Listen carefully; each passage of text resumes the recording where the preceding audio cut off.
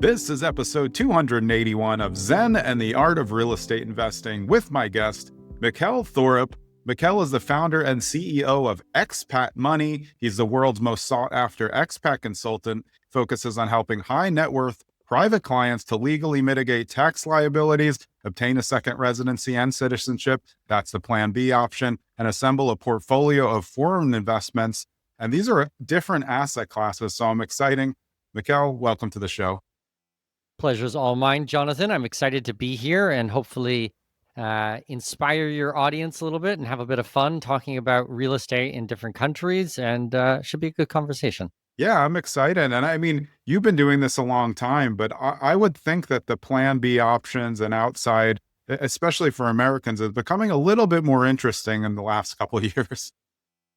Definitely. I mean, I'm from Canada. I left Canada 25 years ago to be an expat. And an expat is someone who lives in a foreign country with the expectation that they will either eventually go back to their home country or, in my case, move to another country. So I've lived in 9 different countries over the last 25 years. But yes, the last 5 years has been exceptionally busy for my work. I've been consulting professionally for 10 years now. But the last 5 years has been hectic. And even when I think it can't get any busier, it does. It's really, really crazy at the moment. So yeah. And well, what was the lure for you that started you on the journey of not just leaving Canada, but kind of going on a exploration of the world?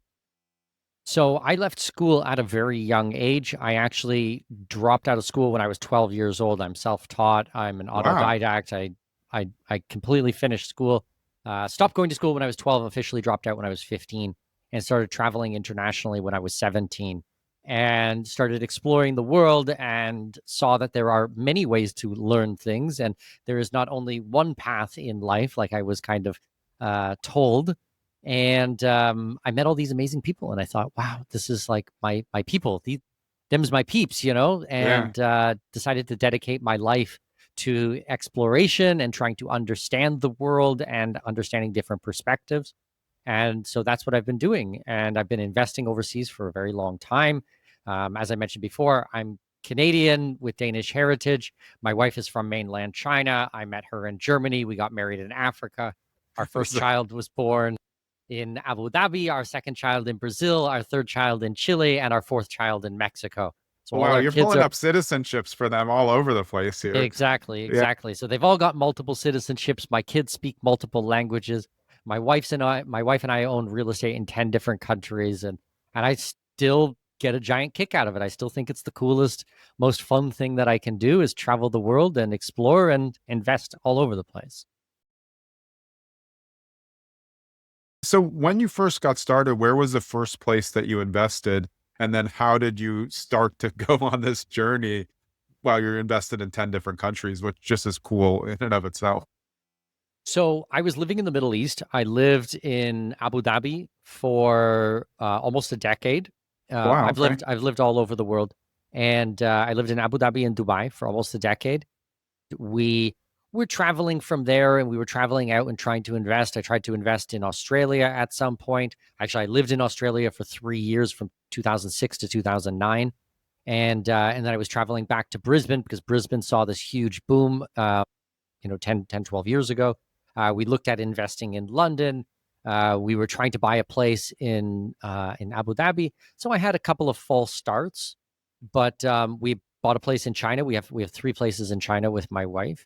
And nowadays, we're mostly invested in Panama, where I live now. I have a huge portfolio in Paraguay. I'm very, very bullish on Paraguay. I can't say enough amazing things about Paraguay. And I have met the government there. I've met the president of Paraguay on multiple occasions and consulted with them about immigration and bringing foreign direct investment and expats to the country. Yeah. We're investing a little bit in Brazil. We've got some projects in Colombia. I've done some stuff in Turkey in the past. I mean, that's not for the faint of heart, but I've been there, I like to test things out. I'm okay with taking risks with my own money and going into new markets, but with clients' money, I'm ultra conservative. But yeah, lots of fun jurisdictions. And I like to invest in countries that I like to travel to. So I love going to to Brazil and to Colombia and to Paraguay. And I think those are wonderful places. And we have a home in Turkey. We go 3 times a year. That's our base in that part of the world. And I speak on stage at conferences in Europe every year, 3-4 conferences. So now we've got a home there. So there's a method to the madness on why I chose these countries. It's just something so interesting for people to think about and plan for, because real estate investing as a whole, we do a lot of episodes on multifamily and commercial assets, but this is a whole nother beast, and it's really a part lifestyle choice as well. But you can For also, sure. again, like I said in the beginning, this is again another part of diversification. A lot of people talk about asset diversification and American geography, diversification. But this has a lot of different things to it that can, because you're scaling with another country's economy a lot of the times, which is really interesting. And if you have a diversified portfolio, if one of those countries isn't doing so well and your reduces there, maybe one of your other countries is going up. Is this part of the bigger plan for those people who want to get into multiple countries? Definitely. And you have to understand on the diversification side, we're also diversifying in currencies. We Yeah, might be exactly. investing with US dollars or euros or Great British pounds, but Interesting. we're Yeah. buying in at pesos. So now we see a geo arbitrage between the different currencies. Now, when the property starts cash flowing, we're receiving funds in currencies which we believe will go up. Yeah. So we're looking at that. We're watching the geopolitics. On my team, I end up actually having a PhD student, actually not student, a PhD graduate who did his thesis on geopolitics, and he helps watch the geopolitics. So he's one of the analysts on my team. We've got about 30 people that work for my company, Expat Money. So, we're watching the geopolitics. And then there is diversification in time because, as I said, deliveries are anywhere from 18 months to Yeah. 30 months. Okay, now next month we've got 2 properties developing. Next quarter, we've got another 3 or 4. So these are staggered out in time. So some have to get, some we're breaking ground on, some the walls are going up, some the roof's going on.